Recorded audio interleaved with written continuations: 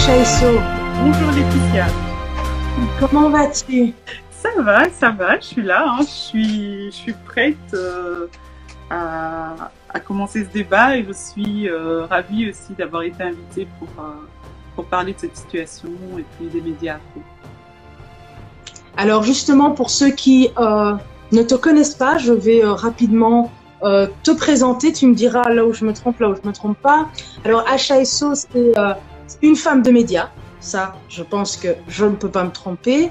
Au-delà de ça, tu as une émission de radio, en tout cas un slot de radio à la radio belge, bruxelloise Radio Campus, une des meilleures radios bruxelloises, où tu abordes des sujets sociétaux de manière générale, sous un angle particulier. Tu vas peut-être nous détailler un peu plus tard. Mais en plus de ça, et c'est l'une des raisons pour lesquelles tu es ici, tu as lancé ton propre média, ta web TV, ta web radio à la base. Ta web TV, tu fais des podcasts, tu fais des émissions tous les dimanches, en particulier en ce qui concerne la politique, mais aussi en ce qui concerne les sujets sociétaux. Ces dernières semaines et ces derniers jours, en ce qui concerne le meurtre de George Floyd, la diaspora chuchote que tu as fondée et que tu gères aujourd'hui et qui monte en flèche tant du point de vue de son appréciation par la communauté africaine qui commence à y distinguer un sérieux particulier auquel ne s'attendait peut-être pas. Il faudra qu'on en parle, mais aussi vis-à-vis des autres acteurs de l'écosystème sociétal, on va dire, de la société civile comme politique et parfois économique. Toute une série d'experts qui viennent dans ton émission donner un point de vue beaucoup plus professionnel de certaines situations. Et donc, c'est d'abord merci pour ce que tu fais, parce que c'est très enrichissant pour toute une série de personnes qui se posent des questions et n'ont malheureusement pas toujours dans notre communauté, que ce soit dans la diaspora ou en Afrique, les réponses avec un traitement qui nous convient et qui est peut-être plus adéquat pour nous. Mais au-delà de ça, est-ce qu'on peut te poser la question de savoir quel est le rôle à la base d'un média, quel qu'il soit? Pas nécessairement africain ou quoi, mais quel est le rôle d'un média? Je dirais que le rôle d'un média, c'est l'éducation. Donc c'est vraiment le rôle premier pour moi, c'est vraiment d'éduquer la population, de l'informer aussi, mais oui, vraiment de l'éduquer. L'éduquer sur son environnement, l'éduquer sur ce qui se passe ailleurs aussi, au-delà de sa communauté, donc autant géographique que ethnique ou sociale. Donc vraiment éduquer la communauté, l'informer, lui ouvrir aussi des portes et des espaces de réflexion. Ouais. Ok.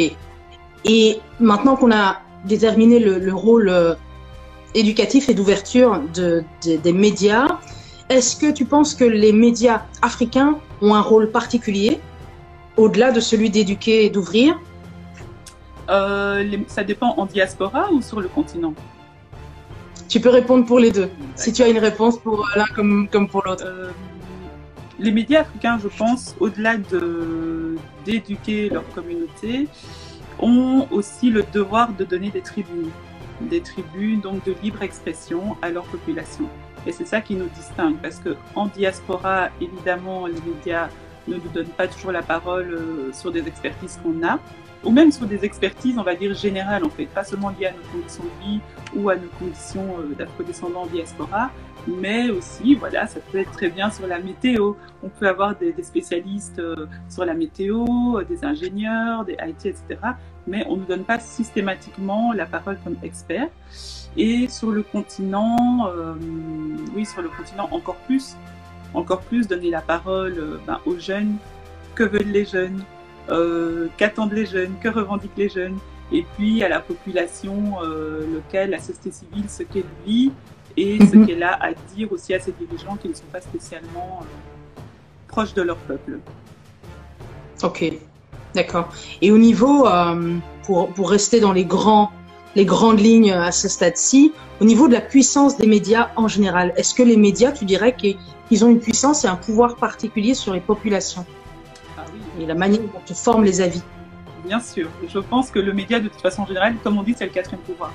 Donc le média a un pouvoir de manipulation, si on le veut, intense, quoi, extrêmement fort et puissant et presque immédiat, parce que vu qu'ils se positionnent comme de l'information sérieuse, normalement vérifiée, avec des professionnels qui ont étudié comment présenter cette information de manière la plus simple possible, les gens l'ingurgitent et ne font pas spécialement l'effort d'aller vérifier si c'est vrai, si la source est vraie, si le média n'est pas biaisé et s'il y a eu plusieurs concertations avant de publier cette information-là.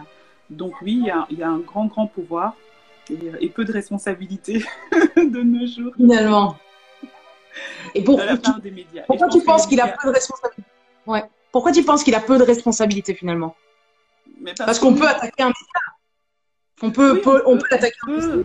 On peut, mais je trouve que les médias aujourd'hui, même les mainstream ici en Belgique, je parle peu pour la Belgique, mais je pense que c'est un peu partout pareil, surfent aussi sur la vague de la communication, des réseaux sociaux, des buzz, et donc peuvent se permettre, je dis pas que c'est sciemment, hein, mais je pense qu'il y a moins de rigueur. Donc ils peuvent se permettre de travailler certaines infos, comme notamment l'assassinat de George Floyd qui a été relayé ici à l'RTBF de manière vraiment catastrophique. À une heure de grande écoute, présenter l'assassinat d'un homme noir comme ça a été fait en disant que c'est un homme noir, sans citer son nom. Les enfants regardent, enfin même les adultes savaient que ça touche la sensibilité. Moi, je n'ai pas regardé cette vidéo, je veille à ne pas voir cette vidéo. Mais la manière dont ça a été traité, ça a fait un buzz et on est passé à autre chose. On est vraiment passé. Tu peux nous expliquer concrètement quel a été le traitement de cette information la RTBF, donc pour ceux qui ne savent pas, c'est une radio-télévision belge francophone. Oui, donc c'est un service public. Donc c'est vraiment le média. Donc on paye avec nos impôts, quoi. Ouais. Voilà, on paye avec nos impôts. C'est le média par excellence qui doit informer la population, donc, qui doit s'adresser à toute la population belge, francophone en tout cas. Et donc ils ont diffusé cette vidéo brute, sans flouter le visage, sans séquencer, sans contextualiser, en disant juste que voilà, il y a un homme mort qui a été tué aux États-Unis par un policier. Mais de visu, je vais même pas dire que c'est maladroit en fait. On peut presque penser que c'est fait exprès. Parce que ça a suscité des vives réactions, ça a suscité des réclamations. On a trouvé une adresse mail où on pouvait réclamer sur la manière dont cette info a été traitée. Et puis, il n'y a pas eu de suite. Et je pense que de toute façon, il n'y aura pas de suite. Et donc, je trouve que là aussi, les médias, maintenant mainstream, ont tendance à surfer et à faire du buzz de temps en temps parce qu'ils mesurent les risques, quoi. Ils savent que ça n'ira pas plus loin que ça. Mais en attendant, ils ont du buzz, on a parlé d'eux, et ça permet d'alimenter comme ça notre époque, en termes de communication en tout cas, oui. Et donc, ils ont fait preuve de manque de professionnalisme en fait, dès qu'il s'était agi de nos corps à nous. Est-ce que tu pourrais dire comment ils auraient dû traiter l'information? Mais tout d'abord, ils auraient déjà pu commencer par faire un état des lieux, parce que George Floyd est un symbole, mais il n'est pas le premier afro-américain qu'un policier blanc tue et qu'on filme. Le Hack and Brief avait déjà été cité il y a quelques années. 2014, régulièrement cité. Et depuis George Floyd, il y a eu d'autres morts pareils, quoi, des policiers blancs qui tuent des hommes noirs et les vidéos ne font que tourner. Et des femmes noires aussi. Donc, à partir de là, si vous voulez traiter l'information, parce que cette information a pris une ampleur internationale, on peut le dire, commencez par poser un état des lieux. Dites-nous ce qui se passe et pourquoi il vous semble important de diffuser cette mort-là plutôt qu'une autre. Donnez-nous le nom de la personne.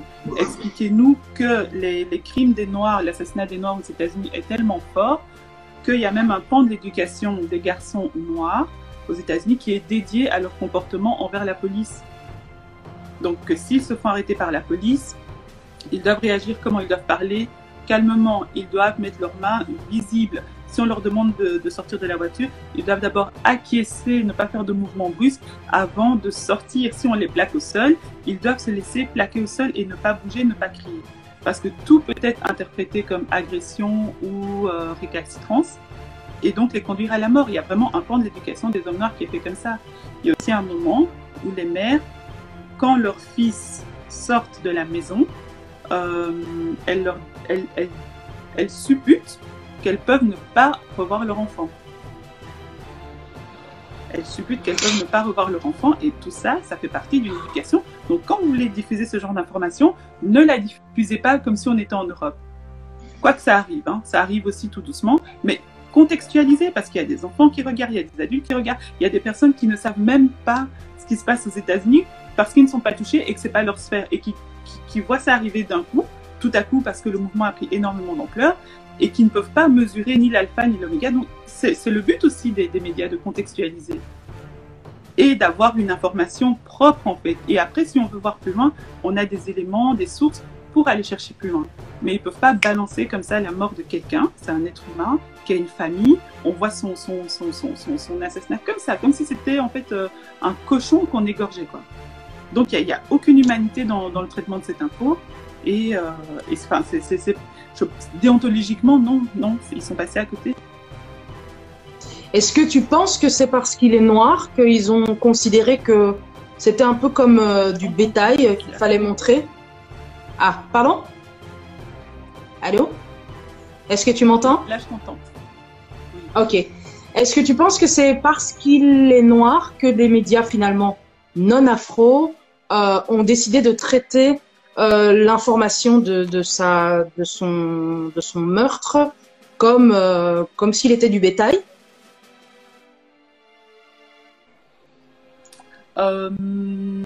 J'irais pas, je pense frontalement pas, insidieusement oui, et parce que c'est une habitude aussi de voir des corps noirs morts, que ce soit parce que ce sont des guerres au Nord Kivu, je le dis encore, ou parce que ce sont des assassinats aux États-Unis, ou parce que la famine a frappé en Éthiopie. C'est très banalisé de voir des corps noirs affamés, morts, décharnés, mutilés dans les médias blancs. C'est tout à fait, c'est presque normal. On voit rarement des corps blancs mutilés, tués, égorgés dans les médias noirs ou blancs, dans les médias en général. Ils préservent en fait leur humanité. Mais nous-mêmes, on contribue aussi à nous déshumaniser quand on partage cette vidéo. Quand à chaque fois qu'il y a un mort, ou chaque fois je vois des vidéos sur les réseaux sociaux, on voit les femmes du Lopu, on les voit ouvertes avec un fœtus mort d'enfant. Pourquoi est-ce que nous-mêmes, on banalise en fait, on banalise la gravité? Et donc ça devient un mort de plus. Ah oui, c'est vrai que ça touche un peu plus parce qu'on a vu vraiment cet homme faire ça et toute une masse de gens qui filmaient. Après, on a vu qu'il y avait des gens qui demandaient qu'il arrête, mais sur la première vidéo, on ne le voit pas. On voit juste qu'il se fait tuer derrière une voiture, quoi. Est-ce que tu as l'impression que la majorité des médias afro ont traité l'information de la même manière que la RTBF, par exemple? Ou au contraire, les médias afro ont déjà conscience de ce que tu viens de dire, à savoir que les corps noirs ne doivent pas être exposés comme du bétail dans ce type de situation? Là, par exemple, dans les commentaires, on a eu toute une série de commentaires qui disaient... Je disais qu'on avait eu toute une série de commentaires qui disaient que beaucoup de médias afro, en particulier les médias d'Afrique, hein, télévision d'Afrique, avaient tendance à simplement reprendre leur information et donc le traitement de l'information tel qu'il avait été fait par des médias non afro.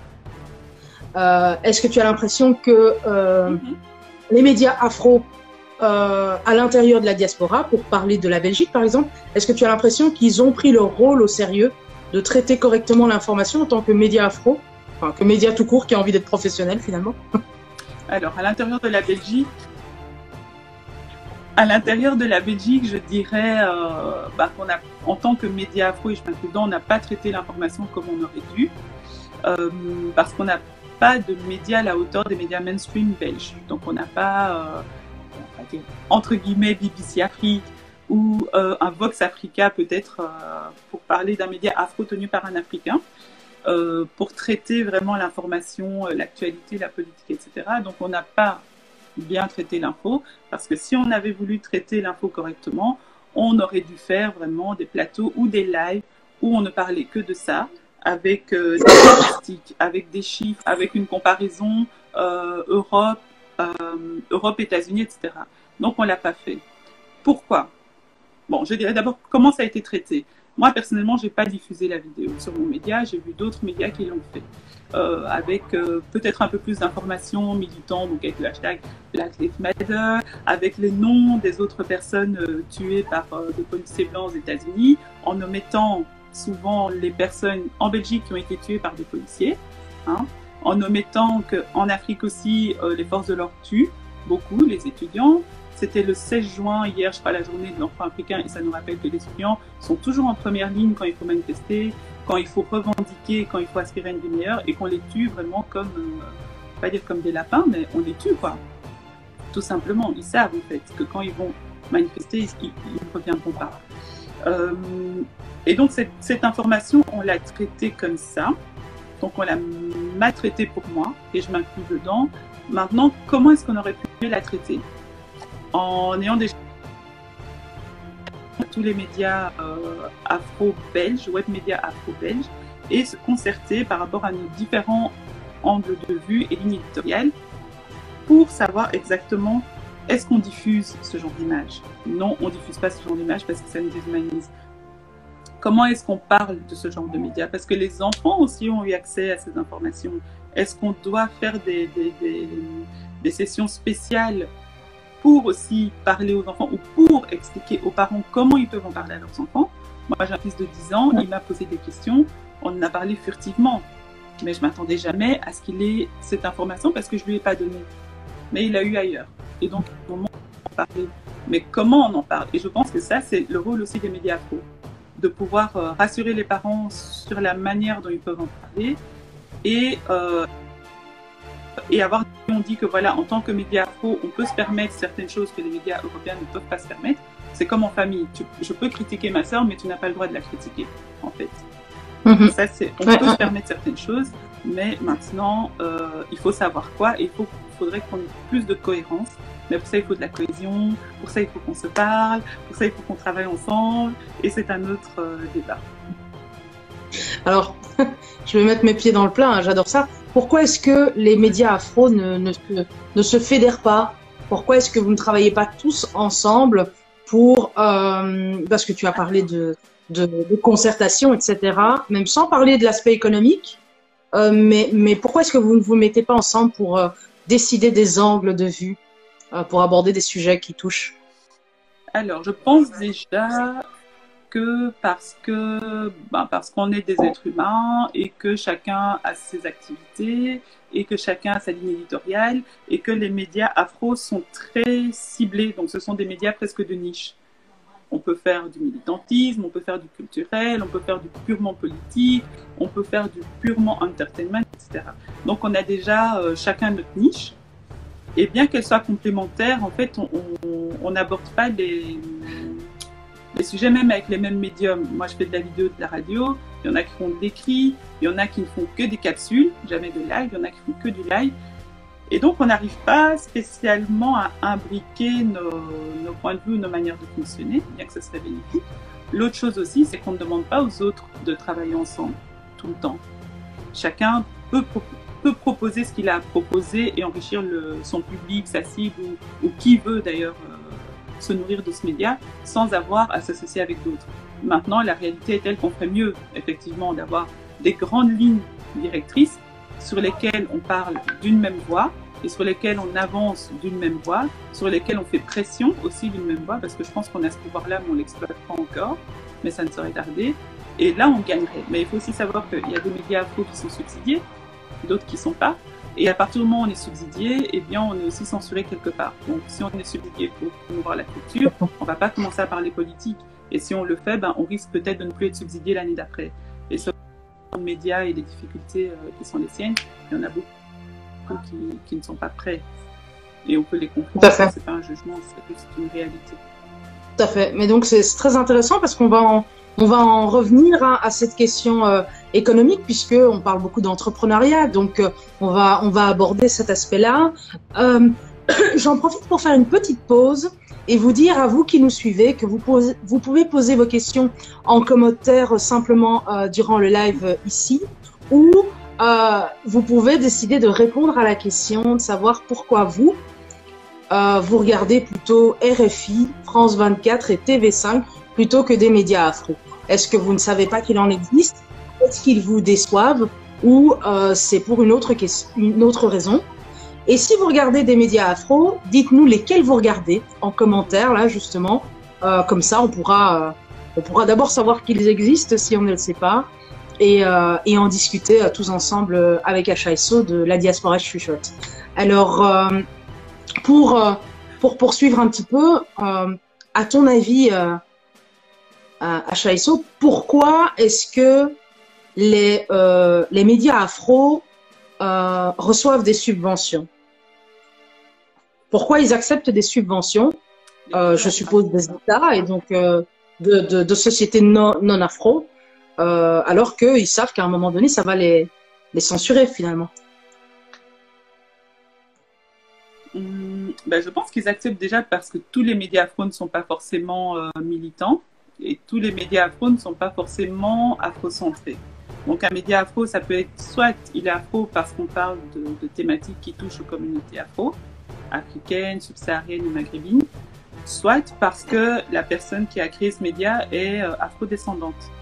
Et donc, si elle est juste afrodescendante, elle n'est pas obligée de parler de thématiques afro. Et si elle parle de thématiques qui touchent les afrodescendants, c'est peut-être pas forcément un Africain à la tête non plus. Hein. Donc, ça, c'est une réalité aussi. Et pourquoi ils demandent des subventions? Parce qu'il faut vivre, et que si on veut se mettre dedans pleinement et qu'on veut en faire son activité principale, il faut des fonds et pour avoir des fonds, il faut remplir certains dossiers et dans ces dossiers, il faut mettre certains mots comme vivre ensemble, comme diversité, comme culture, voilà, comme mixité et donc ça implique beaucoup de choses sauf peut-être la politique, sauf peut-être parler de discrimination, sauf peut-être parler de violence policière.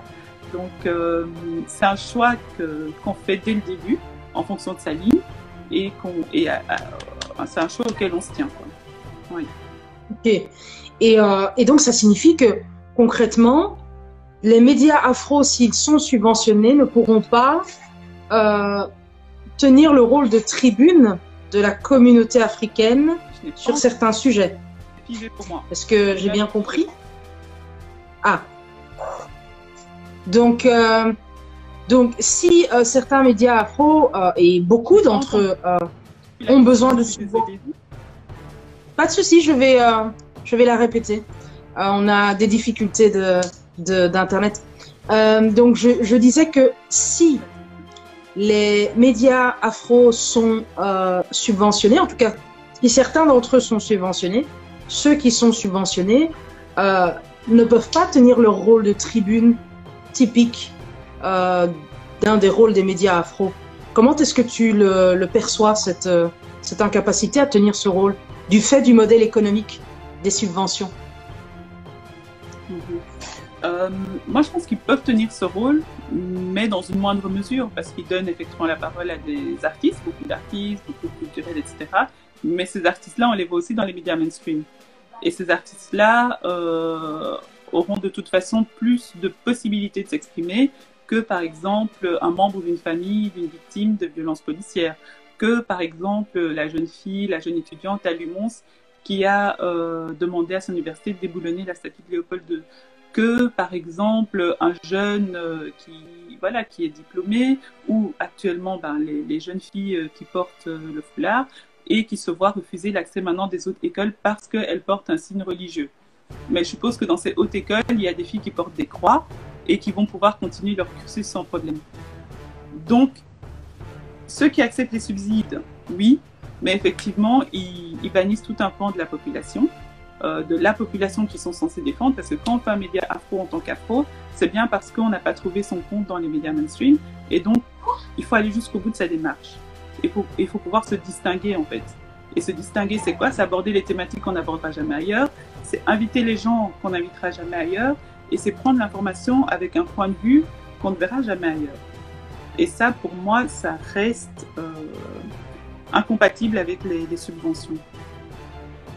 Et donc comment, parce que pour les gens qui nous regardent et qui sont intéressés par le fait de devenir éventuellement un média, comment est-ce que un média africain avec une vocation africaine pourrait fonctionner sans subside? Est-ce qu'il y a d'autres modèles économiques qui fonctionnent? Ou la connexion ne veut pas de nous? Je vais répéter ma question. Comment est-il possible de faire vivre un média sans subside, si on veut être un média afro et indépendant? Ok. Est-ce que c'est bon? La meilleure des choses, ce serait d'avoir un job alimentaire à côté. Ça, je pense que ce serait l'idéal, mais ça donne moins de temps pour se consacrer à son média. Et dans l'absolu, ce serait soit d'avoir une communauté assez forte et consciente qui contribue au fonctionnement de ce média, donc avec des sites comme Tipeee, Patreon, dont on avait parlé il y a quelques années déjà, et qui me reviennent en tête maintenant seulement, t'as vu? Tes conseils font du chemin, ça prend du temps. Ou par la publicité. Mais encore là, c'est un cercle vicieux, parce que pour faire de la pub pour un commerce afro, il faut déjà, que ce commerce voit l'utilité de faire de la pub sur notre média, donc qu'il nous fasse confiance, sur le monde qu'on peut lui rapporter et donc son audience, ou bien il faut aussi qu'il ait les moyens et qu'il ait conscience du public afro qui peut venir chez lui et d'avoir confiance au fait que les Africains peuvent consommer africain et l'aider, enfin pas l'aider, et peuvent économiquement être une bonne cible pour son commerce. Mais il y a vraiment un manque de confiance totale à tous les niveaux.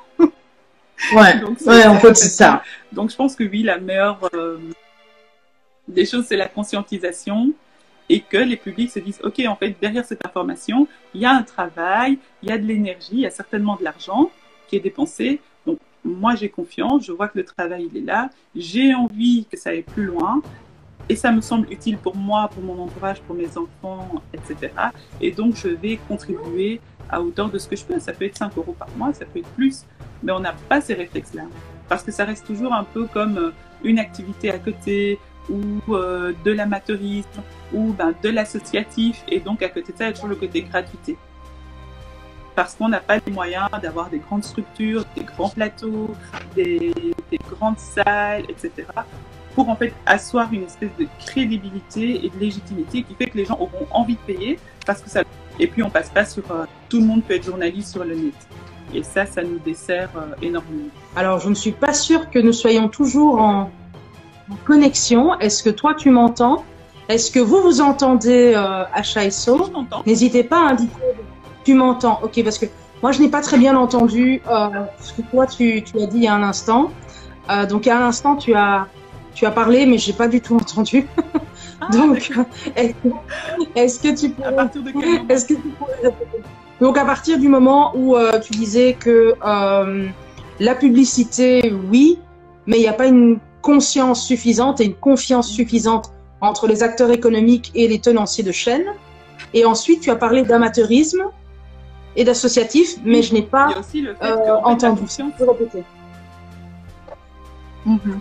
Je disais que, donc, si on veut faire de la publicité, il y a un problème de confiance.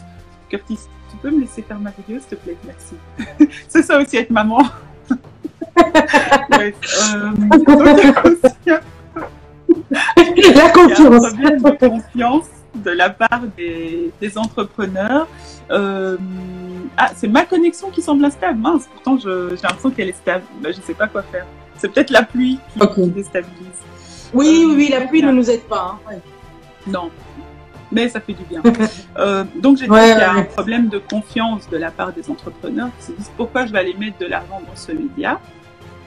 Je ne sais pas quelle audience ce média va me rapporter et je ne sais pas même si cette audience est présente, est-ce que cette audience va venir chez moi. Donc ils n'ont pas c'est pas tangible pour eux ce que cet investissement rapporterait. Donc ça déjà c'est une histoire de confiance et ça doit se travailler à la longue.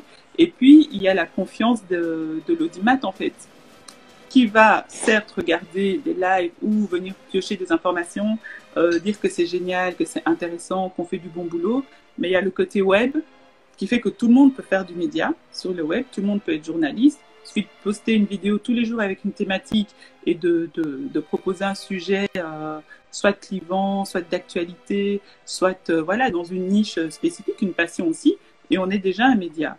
Donc il n'y a pas ce côté professionnel avéré. on n'a pas de plateau, on n'a pas de chaîne sur le câble ou dans les bouquets. Ça aussi, c'est de la crédibilité que notre audience afro recherche et qu'elle ne trouve pas. Et donc, je pense que spontanément, elle ne donnera pas d'argent comme ça si on ne le demande pas clairement. Ok, je vois. Est-ce que tu penses que ça répond à la question de savoir pourquoi est-ce que les Africains regardent de préférence RFI, BBC Afrique, TV5 et France 24 plutôt qu'une télévision africaine ou une web TV? Oui, je pense que déjà parce que ces chaînes-là ont du pouvoir, elles ont de l'argent, elles peuvent se diffuser partout, même au pays. Les gens ils regardent RFI, c'est leur référence quoi. RFI, France 24, ces gens ont des équipes qui travaillent, donc qui peuvent assurer l'actualité de manière instantanée. Et surtout, lorsque ces gens, par exemple, on est des diasporas, donc on a de la famille sur le continent, on a de la famille en diaspora. On peut regarder une info ici sur France 24 et appeler après le pays pour vérifier, savoir si c'était vrai et tout ça. Donc il y a aussi cette communion qui fait qu'on regarde le même média, presque en même temps en fonction des fuseaux horaires, et qu'on peut après en discuter. Un média sur le web, c'est beaucoup moins facile. Parce qu'on n'a pas la régularité d'avoir tous les matins un journal, tous les soirs un journal, tous les midis un magazine, parce qu'encore une fois, le manque de ressources financières et humaines est là, et ça fait défaut. Et puis après, il faut encore que les gens aient conscience que ce média existe et viennent vers ce média. Donc ces deux critères-là font qu'on n'aura jamais, tant qu'on ne trouvera pas des moyens de financement assez importants ou des équipes assez importantes parce que idéologiquement elles savent que c'est important de créer la dynamique et après commencer à trouver des financements, ça ne sera pas possible. On ne peut pas rivaliser. Et comme je le disais tout à l'heure, les médias afro sont des médias de niche. On parle d'entrepreneuriat, ou on parle de politique, ou on parle d'actualité, ou on va parler de culture. Mais on n'a pas assez, encore une fois, de ressources humaines ou économiques pour pouvoir parler de tout. Et donc les gens qui viendront, ce seront des gens acquis pour la cause, qui, à force de recherche ou parce que leur entourage est aussi dans cette optique-là, nous trouveront. Mais ça ne sera jamais une majorité comme peuvent le faire les mainstream. Ouais. Est-ce que toi, tu dirais que Oprah, c'est un média afro? Alors, je ne sais pas si on est toujours ensemble. Je ne sais pas. Parce que finalement, Oprah, elle a été en mode, je ne sais pas si tu m'entends, mais Oprah a été en mode de connexion. On va attendre un petit peu, peut-être que ça se régularise. Voilà. Ici aussi, on a un petit problème de connexion. Ah, ça a l'air d'aller mieux. Donc, la question est, est-ce que Oprah est un média afro? C'est une question piège. Pourquoi? Pourquoi? On peut dire que Oprah est un média créé par une afro, donc ça c'est clair, dont la créatrice est une afro. C'est un média qui propose du contenu avec des afros. Mais dire que c'est un média afro, en fait moi j'ai un problème avec Oprah depuis qu'elle a critiqué Michael Jackson et qu'elle a insisté sur le fait qu'il soit... Et ça elle a été un véritable instrument contre lui. Ouais. Ouais, j'ai pas... Est-ce que tu penses que... Autant, ouais. Oui. Pardon, non, on s'est mal compris. On a été en décalage. Donc tu disais depuis qu'elle a... Autant ouais. Oprah est un modèle pour, je pense, pour plein de jeunes femmes et plein de jeunes hommes afro, de par déjà sa réussite, sa carrière, sa fortune, l'influence qu'elle a sur tout le monde, toute communauté confondue. Oprah montre un livre, tout le monde achète ce livre. Donc, elle a réussi ce tour de force, mais son positionnement, en tout cas sur l'affaire de Michael Jackson, moi, m'a choquée parce que j'estime qu'en tant qu'afro-descendante qui a vécu ce qu'elle a vécu, elle a quand même un storytelling assez dur, et elle sait comment elle est arrivée là aussi. Elle a comme été recalée de plusieurs médias. Elle a commencé par présenter des matinales dans la rue à 5h du matin, moins 5 degrés et tout. Et puis à un moment, elle connaît les réalités des Afro-Américains. Alors je dis pas que parce que on est afro, on doit défendre les afro aveuglément. Mais je pense que quand on a cette notoriété, ce pouvoir et cette influence, on doit avoir une certaine réserve pour ne pas accentuer les clichés qu'on nous colle déjà à la peau, en fait. Et en faisant ça, Et même avec Bill Cosby aussi, elle l'a fait. Et j'ai pas compris quel était son... Parce qu'avec Weinstein, elle l'a pas fait par contre. Et ça, j'ai pas compris. Soit elle le fait pour tout le monde, soit elle le fait pour personne. Mais le faire contre ta propre communauté, en sachant que c'est cette communauté-là qui te nourrit, qui te porte et qui fait ce que tu es, non. Non, donc Oprah, c'est un média afro. C'est un... Non, c'est un... Oui? Non, je t'écoute. C'est un média afro, tu dis? C'est un média, oui. Une fois de plus, je n'entends plus. Ah, vraiment la pluie, hein. C'est pire que... En fait, finalement, la Belgique est à la même enseigne que Kinshasa. Un peu de pluie et plus d'internet. Non, je disais ça, donc... Voilà. Non, je disais que... Donc, Oprah, oui, c'est un média créé par une afro, avec des animateurs afro, de l'entertainment afro, oui. Mais dire que c'est un média afro, cosmétiquement, oui. Maintenant, en termes d'idéologie, je dirais non. Ok. Est-ce qu'il est possible que qu'on en revienne au modèle économique? C'est-à-dire que Oprah vit dans un environnement qui reste économiquement très non-afro, et que si elle prend le risque d'avoir l'air trop africaine, elle va perdre une partie substantielle de ses sources de revenus que les Africains ne vont pas pouvoir remplacer. Je pense que oui, et je pense que c'est un risque auquel on est tous confrontés, peu importe le niveau, non, peu importe le domaine dans lequel on exerce. Donc à un moment, on est une communauté où on a tellement soif de rôle modèle, on a tellement soif de réussite, on a tellement soif de voir du leadership dans nos communautés, que quand on le voit, il y a un moment, en fait, on veut croire qu'arriver à ce niveau-là efface la couleur. On a bien vu quand elle était en Suisse, on l'a recalée du magasin, alors qu'elle est hyper riche, hyper connue, la vendeuse l'a recalée. Donc, on peut dire, c'était le karma avant l'heure. Mais bon, c'est pas le sujet. Mais je pense que d'une part, quand on arrive à ce stade-là, comme elle est arrivée, elle n'a pas d'autre choix. Soit en fait, elle prend position et elle risque tout. Elle risque tout, donc tout gagner ou tout perdre, parce que son audience, les personnes qui achètent ce qu'elle fait, je pense pas que ce soit majoritairement des afros. Je pense qu'elle a vraiment un public d'acheteurs et de consommateurs blancs américains, donc qui voient aussi en elle en fait ce badge de mérite. Ah ben voilà, elle a réussi, donc vous pouvez réussir aussi. Elle est intégrée, hein, pour utiliser les mots qu'on utilise ici. Elle est civilisée comme nous quand même, elle fait son yoga, elle a des petits chiens et tout, donc vous pouvez y arriver aussi. Et donc ce public-là aime Oprah pour ça et la suit parce qu'elle représente un peu le rêve américain. Le public noir aussi l'aime pour ça, et je pense que le public noir n'a peut-être pas inconsciemment envie qu'elle les renvoie à ce qu'ils sont, à ce qu'ils ne pourraient pas devenir. Ils ont aussi besoin de ce rêve, de ce leadership, de cette réussite, etc. Et donc, il y a toute une partie de ce public-là qui ne veut pas qu'Oprah, elle commence à prendre position et qui vont dire, oui, voilà, elle se distingue, elle ne prend pas position pour un noir parce qu'elle est noire, donc elle est vraiment... elle a dépassé tout ça, quoi, toutes ces entraves de couleur, de discrimination, de communauté. Et puis, il y a quand même un petit groupuscule qui s'étonne qu'Oprah, parce que là, on cible Oprah, mais il y a plein de stars américaines qui ne prennent jamais position, on ne leur fait jamais de problème.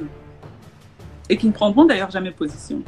Parce qu'à un moment, quand on arrive dans des sphères d'élite, je pense que c'est vraiment jouer sa carrière en quelque sorte.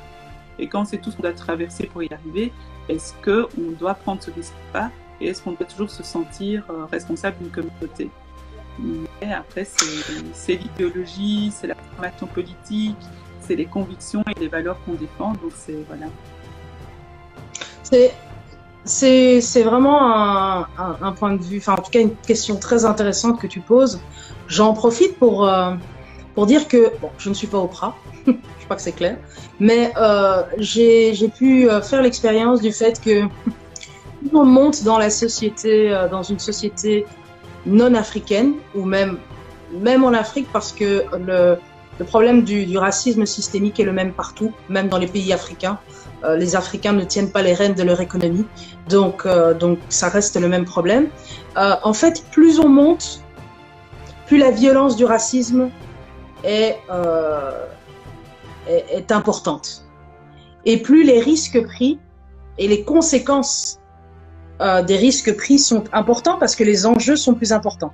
Si Oprah avait par exemple joué un rôle beaucoup plus en faveur de causes afro, c'est pas des dizaines de dollars qu'elle aurait perdu, mais des dizaines peut-être de millions de dollars qu'elle aurait perdu. Et cette réalité-là est celle qui frappe tous les Africains qui atteignent des sommets, quels qu'ils soient, qui perdent la solidarité de la majorité des Africains parce qu'ils ne leur paraissent pas assez pauvres et qui ne deviendront jamais blancs, donc qui prennent constamment le risque d'être déclassés et détruits. Donc, donc voilà, c'est un peu un cercle vicieux. Est-ce que tu as l'impression que les médias africains pourraient faire quelque chose dans l'état actuel des choses pour améliorer déjà simplement leur manière de faire les choses en termes de professionnalisme, pour donner peut-être plus l'envie aux Africains de les suivre? Donner plus l'envie aux Africains de les suivre. Non, je pense que les Africains ont envie de suivre des médias afro, mais je pense juste qu'ils ne savent pas toujours où les trouver. Et je pense que si on doit faire quelque chose pour grandir, avoir plus de pouvoir, avoir plus d'impact, c'est miser sur la communication, vraiment. C'est ça. Okay. Miser sur la communication pour être connu ailleurs que dans nos cercles de personnes déjà acquises à la cause et qui nous connaissent ou qui nous aiment bien et donc qui like et qui partagent dans leur petit cercle. Mais vraiment faire, en fait, se professionnaliser, faire une communication adéquate pour toucher les gens adéquats. Pas spécialement les gens qui nous ressemblent, mais vraiment dire que voilà, un média afro, ça parle de ça. Et en fait, toi aussi, toi, ça peut t'intéresser et viens te nourrir de ce qu'on peut t'apporter. Je pense que c'est là qu'on doit faire le travail. Oui. Tous les médias. C'est apparemment ce que... Oui. C'est apparemment ce que la diaspora chuchote fait. Tu peux peut-être nous raconter un peu, parce qu'il y a eu un véritable shift dans toute la communication et toute la stratégie de développement de la diaspora chuchote. Je sais que Pinchasa a quelque chose à voir là-dedans, mais je vais te laisser nous raconter et raconter peut-être à nos téléspectateurs quelle a été ta réflexion, parce que la réflexion, elle est quand même née de toi, et dans quelle mesure tu as pu implémenter ça, et quels ont été les premiers résultats qui ont, je peux vous le dire, c'est un secret, été fulgurants en termes de communication et en termes de professionnalisation. On essaye. Alors, oui, je peux dire sans sourciller que Pinchasa est vraiment à l'origine de ce décollage. Alors déjà, je pense qu'il y a 2-3 ans, on va vraiment lever le voile pour les personnes qui regardent. Je t'avais contacté, Laetitia, pour les workshops Akuna. Et à l'époque, je n'avais pas suffisamment de moyens pour me permettre de suivre ces ateliers-là. Et donc, je t'avais demandé, tu m'avais déjà conseillé. Et puis, je me souviens qu'un jour, on a passé presque 3 heures au téléphone. Et tu m'as vraiment conseillé, mais des conseils, en fait, que je digère aujourd'hui. Parce que c'est vrai qu'il faut être prêt à recevoir les conseils et il faut être prêt à comprendre, en fait, où ça doit aller. Donc, moi, ça m'a mis 3 ans. C'est long, mais bon, voilà, chacun son rythme. 3 ans, c'est plus court que 10, hein? 3 ans, c'est plus court que 10. Donc, très bien. Ouais, c'est vrai. Et donc après, tu es parti à Kinshasa, tu as continué, je suivais. Et puis, c'est en début de confinement, quelques semaines avant, j'avais commandé des pins. Que je porte là, hein. Je sais pas si on... Ah ben non, il est là. Il est là. Puis, ils sont arrivés. Je les ai trouvés magnifiques. J'avais aussi mon petit miroir dedans, hein, comme Capatou. Et j'ai trouvé ça tellement beau. Avec en plus les conseils que tu donnes en termes de branding, en termes de marketing, en termes de positionnement, même de manière de rédiger ses posts. Donc ça, je le dis vraiment, tu prends tellement le temps de conseiller que ça ne peut que rentrer en fait à un moment. Parce que personne ne prend le temps de conseiller quelqu'un comme ça gratuitement pour rien en fait. C'est vraiment la passion, de la bienveillance. Donc c'est rentré, c'est rentré, c'est rentré. Et puis j'ai vu aussi le changement avec une client que tu trust, la couleur, comment c'était agencé, bon, tu mettais la personne en avant, tu mettais ta photo là. Et c'était trop beau. Et c'était tellement fit avec les IGTV et tout ça. Et je me suis dit, ok, j'aimerais ça. Parce qu'en fait, ça frappe l'œil et ça fait tellement propre. Et on nous accuse tellement, nous, les Africains, d'être toujours dans l'amateurisme. Et je me suis dit, bon, Achaïso, il y a un moment, soit tu le fais sérieusement, parce que ça prend beaucoup de temps, beaucoup d'énergie, d'aller courir à gauche, à droite, de faire les vidéos, etc., etc. Soit, en fait, tu le fais plus, parce que tu vas patauger. Et donc, bah, c'est comme ça que j'ai contacté Kinshasa, qui a vraiment pris le temps de m'écouter, mes lamentations, mes doutes, mes ceci, mes cela, mes aspirations, jusqu'à trouver plusieurs types de pixels, hein, des pixels pour IGTV, pour Facebook, enfin voilà, et de me conseiller. Donc sur la manière de les agencer, la manière d'utiliser mon logo, parce que le logo, je ne l'ai jamais utilisé en fait. Je l'ai collé là, mais je ne savais pas que ce logo avait un potentiel. Ça aussi, Kinshasa m'a éclairé là-dessus, sur les couleurs, la manière de diffuser. Et en fait, c'est vraiment un accompagnement que j'ai eu, sincèrement, depuis début du confinement, je peux dire. Et sincèrement, j'ai vu, vraiment, c'est passé comme si on passait de 0 à 100, quoi. En quelques semaines, je ne vais pas dire 3 mois, parce que c'est en quelques semaines que ça s'est passé. J'ai gagné en crédibilité parce que mes visuels maintenant sont propres. Donc quand je présente un visuel, ils sont propres. Il y a une homogénéité, il y a une cohérence. J'ai gagné en crédibilité parce que ça me booste, moi aussi, d'avoir des visuels propres et donc de bien travailler, de bien faire mon travail, d'avoir un suivi, d'avoir une rigueur, encore plus de rigueur qu'avant. J'ai gagné en crédibilité parce qu'il y a une cohérence dans les différentes émissions que je propose. Il y a quelqu'un qui m'embête sur WhatsApp. Dans les émissions que je propose.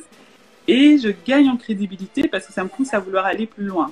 Donc je me dis, avec le résultat que j'ai eu maintenant, avec le peu d'argent que j'ai investi, parce que je trouve que vos prix sont tellement démocratiques, je vois ce résultat, je me dis, purée, si je mise plus, que je mets plus de temps,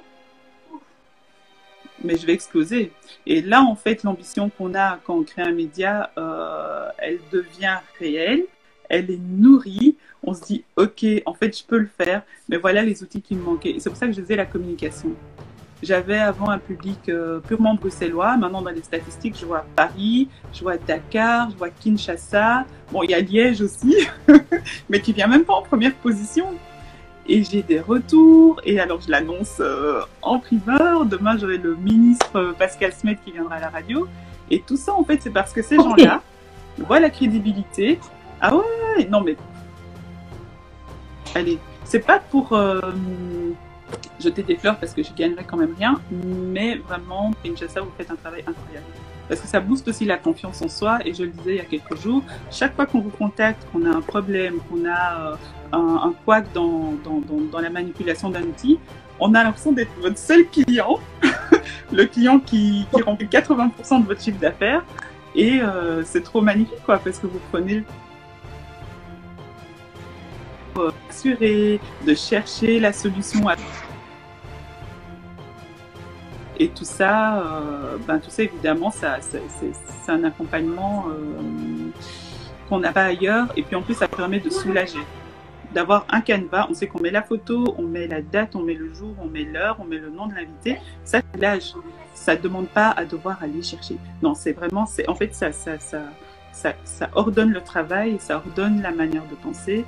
Et ça booste l'ambition, quoi. Ça booste l'ambition parce que je dis, en misant encore plus, je peux vraiment truster les médias mainstream, et parce que c'est comme ça qu'ils fonctionnent.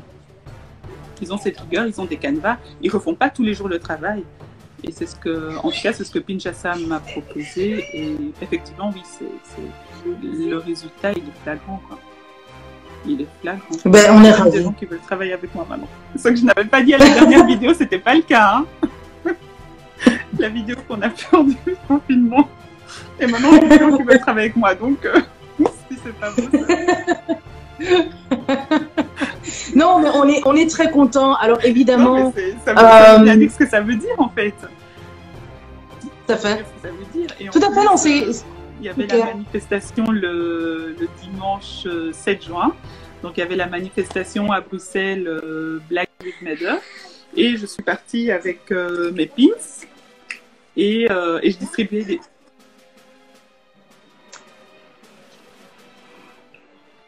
Excellent, excellent, excellent. Mais écoute, on est vraiment ravis. On a la chance d'avoir d'autres clients que toi, qui apparemment ont eux-mêmes tous l'impression d'être notre client à 80%, parfois 95%. Donc, je vous rassure tous ceux qui nous regardent, on a des process en place et de la même manière qu'on peut démultiplier tes capacités de communication, on parvient à démultiplier notre capacité de réaction à la majorité des problèmes clients. Donc, mais en tout cas, merci, ça nous fait vraiment plaisir d'entendre ce témoignage. Évidemment, rien de tout ça n'aurait été possible sans ta propre ambition et ta propre compréhension de l'intérêt de construire une marque, parce que pour ceux qui ne connaissent pas encore les pixels, parce que tu as cité les pixels, mais on ne les a pas encore sortis officiellement. J'ai juste 5 minutes. On m'annonce que j'ai... Il n'y a pas de souci. On m'annonce qu'il nous reste 5 minutes. Les pixels sont un des nouveaux produits des nouvelles gammes de produits de Kinshasa que nous n'avons pas encore lancé officiellement. Mais pour ceux qui sont intéressés, vous pouvez aller jeter un petit coup d'œil sur le site. Et c'est vrai que dans les prochains jours, on va faire le lancement officiel et que la Diaspora Chuchote a fait partie des entreprises et des organisations sélectionnées pour les tests des pixels, parce que on a sélectionné une série de personnes qui nous paraissaient avoir une conscience de marque et une ambition de marque.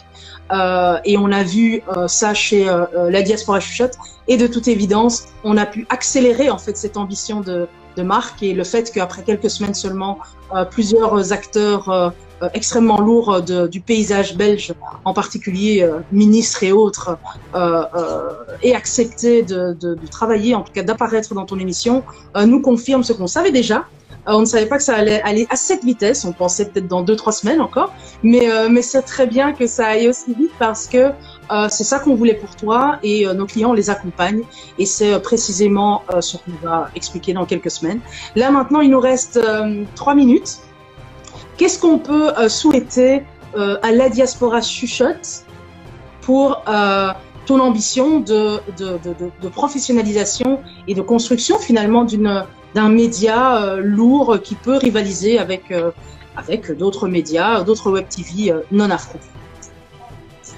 Alors, pour la Diaspora Chuchote, ce que vous pouvez me souhaiter, c'est de faire, je vais encore dévoiler un secret, de faire mon parcours Sensei et de l'avoir terminé et accompli pour septembre.